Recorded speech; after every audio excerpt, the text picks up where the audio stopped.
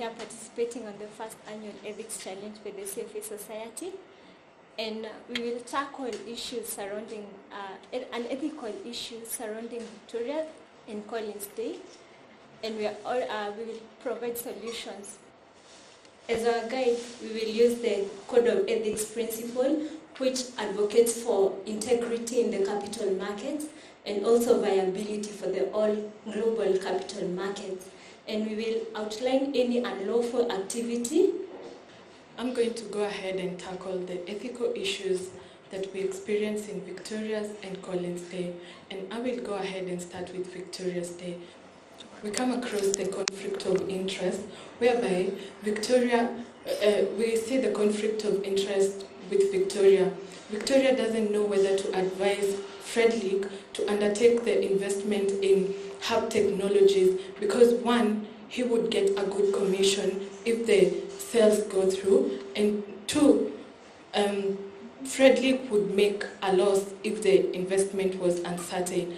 And two, there was breach of confidentiality whereby Aisha and Ibrahim had traded their shares in the farm care company. So Victoria went ahead and passed the information to Frederick, and there we see that there was breach of confidentiality. And we see insider trading whereby Frederick, after receiving the information from Victoria, he goes ahead and trades the shares he had in farm care. And there is failure to conduct due diligence, whereby Frederick did not go ahead and look for information about hub technologies before he went to his broker, who was Victoria. Ahead to Collins Day, we see that there is transmission of insider information. Now, insider information in Collins Day, we see that it tipples down from Tanya to Collins, who then transmits it to Paul and Teddy. There is also breach of integrity. As an employee of Peer Computers, Tanya provides material and public information to Collins. And also Teddy, as the supervisor of, he was the supervisor of Spring Capital. So as a supervisor, he went ahead to look for information that would help them in purchasing shares in the company that was Peer Computers. Well, there is breach of professional behavior. We see there is lack of due diligence, whereby we see Teddy did not get information before going ahead to purchase shares in Peer Computers. And there was breach of confidentiality, where Tanya gave material and public information about their profit margins for that year. And there was familiarity threats, in that Tanya provides information to Collins on the basis that they were friends. And also Collins goes ahead to look for information on the basis that Paul was his friend. And due to all these unethical issues, I'm going to tackle the individual course of actions for each one of them. For Victoria, he should stop accepting the soft dollar payments from Paul, since after Collins giving the information to Paul, they used to pay Victoria, since Victoria was going to get married in a few to Collins. And she should also disclose her conflict of interest, she should preserve confidentiality, and she should disclose herself to the CFA Society. For Frederick, he should conduct due diligence, and he should stop acting on insider information. For Collins, he should seek legal counsel on insider trading, and also he should disclose himself to the CFA Society. For Teddy, he should step down from his supervisory role and seek legal counsel, and also exercise due diligence. I'm going to invite my colleague Crinton to tackle on the action plan for the company. Thank you. The company should have a series of immediate, short-term and long-term action plans. These action plans are, however, divided according to time frames. The immediate plan is going to take place in the first 5 days. The short-term plan is going to take from the first month up to the 4th month, and the long-term plan is going to take a period which exceeds 4 months, because you all know that companies are having the going concern principle.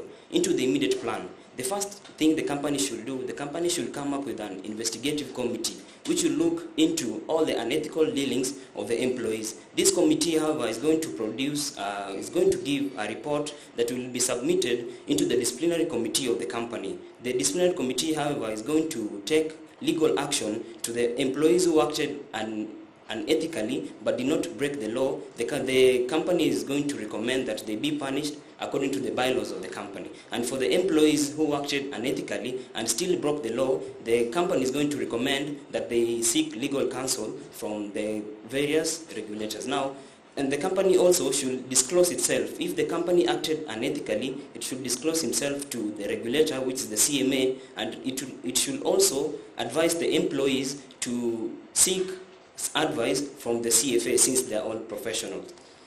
Into the short-term plan, it's basic. The company should develop a compliance department. This department is going to be tasked with developing a written compliance procedure. This procedure will be written, and it should be of high industry standards, and it should be sent to all the employees so that each employee is going to read through it, and after accepting, each employee will sign that they will do according to the compliance procedure. The compliance procedure will undergo a lot of reviews so that it can reduce the loopholes. For example, for the company to eliminate insider trading, the company can, for example, we saw in the example of Tanya, the company gave out information about the profit margins. If the company could restrain this information, we could not be having this unethical thing called insider trading. Into the long-term plan, we had two major aims. The first aim will be developing an ethical culture in the employees. If the employees of a company have the ethical culture cultivated in them, they'll automatically stop and they will not act on any information, or they will not do anything that is unethical. Some of the ways that the company can use to curb this unethical behavior, the first one is ethics should be part of employees' evaluation criteria. Every month we know employees are being evaluated, but do we evaluate them in terms of ethics? No, we evaluate them in the terms of how much they bring to the company. But we know that the reputation of the company is also at hand. Also, we are supposed to give whistle-blowing incentives to those who want to come forward, but they are afraid maybe they're going to lose their jobs. The next one is we are going to take a lot of training and ongoing education. Also, management participation in employee dealings should be made mandatory in the company. And ethical behavior and detection and evaluation should also be made mandatory. And we're going to use the compliance procedure that we developed in our short-term plan to execute this aim. The second aim of the company will be changing the mindset of the employees. This can be done through creating incentives that will motivate employees to uphold ethical standards. Top management should be charismatic. If your manager is charismatic enough, every employee will want to be like the manager. Then the next one is that management by walking around is a tool that is used by most successful managers. And the last one is ethics evaluation. I'm going to invite my colleague, Mary, Annie, to take us through the benefits of creating this ethical culture that we've been talking about. Onto the benefits of creating an ethical culture, where there will be creation of efficient capital markets, both in the country and globally. The employees will be honest, they'll be satisfied with their job, and they'll be disciplined. So they'll be self-motivated to do the right thing. The company reputation will obviously improve, since as you trade fairly in the market, every other investor will be interested in investing in your company. The clients will be satisfied. These are the investors.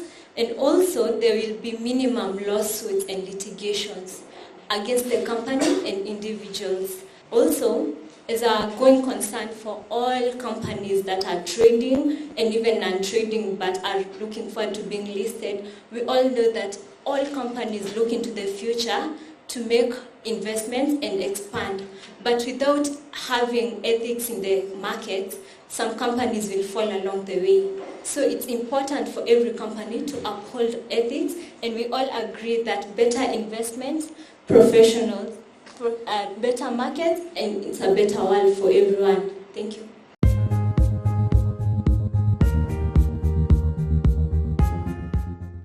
What role do you feel that the board of directors of all of these companies should play?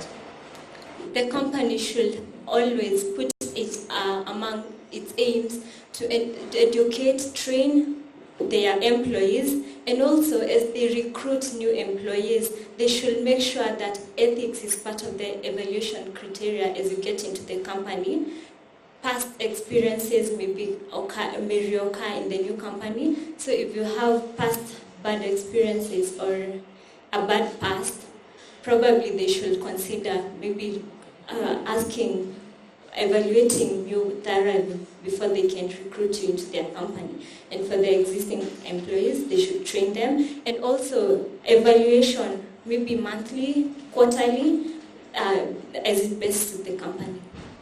Of the individuals who are market practitioners, which one would you identify as having behaved in the worst manner in that their transgressions were most serious? As we earlier said, there is no bad ethics, there is no good ethics. Every person who is a professional, and this person went through the training institutions, they know that for you to be a professional, the first principle that you are supposed to have is integrity. You're supposed to be competent and you're supposed to be confidential. So all the characters that you have seen, they acted unethically. There is no way you can say that there is a lesser unethical dealing or a greater one. All of them should uphold the standards that they were taught while they were still in college or in the universities. Thank you. Do you think any action should be taken against the three companies, cybersecurity, Spring Capital, and Spare Computers, and by who? I think for the three companies, they are supposed to be suspended from the trading, that is by the Capital Markets Authority. One, because they're for Tanya, who was working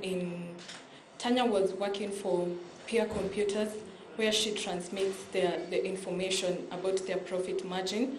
That was very wrong, which made Teddy and Paul to invest in their company and made greater profits. So we say that because of this insider information, some people are benefiting more and others less. So I think all these companies should be suspended. When I look through the case, I see a lot of personal relationships emerging between the participants here. So what is your consideration in terms of how those personal relationships affect the ethical behavior of these individuals? And what structures would you recommend that the companies put in place to ensure that that does not happen? The first thing my colleague Mary said is that there is an ethical behavior called familiarity threat. If I am your friend, I'm going to do exactly the way you say because I don't want to lose that relationship. But now also we came up with the solution.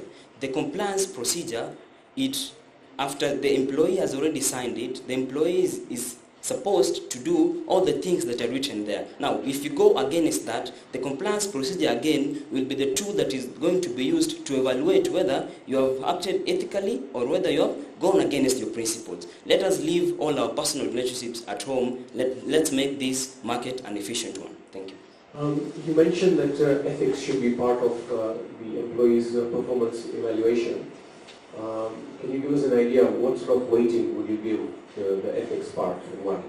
We all agree that for the capital markets to be efficient, ethics is a very important, it's a key part for it to be efficient.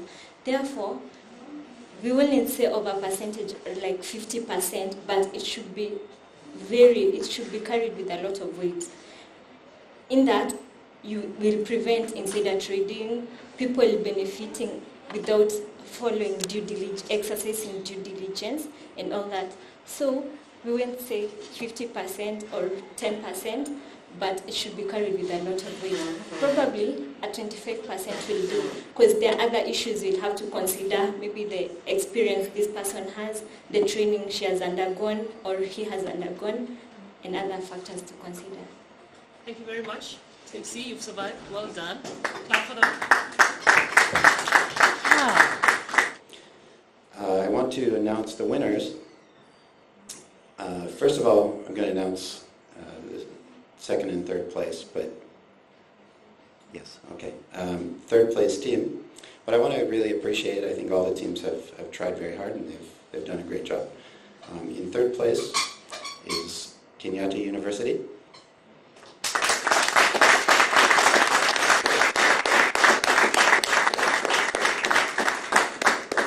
And very close behind, in second place, is Strathmore University.